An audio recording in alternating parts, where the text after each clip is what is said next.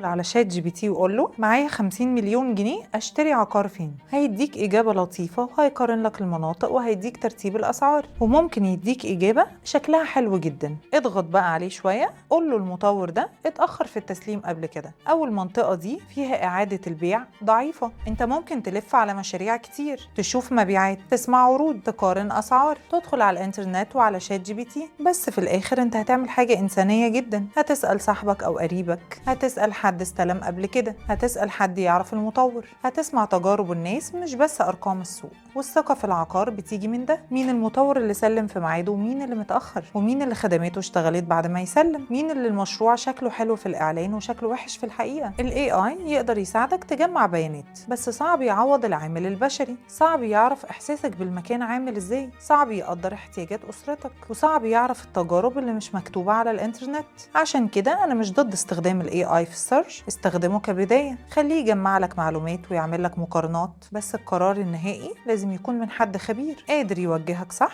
وقادر يختار الانسب ليك، وقادر يكون امين على فلوسك.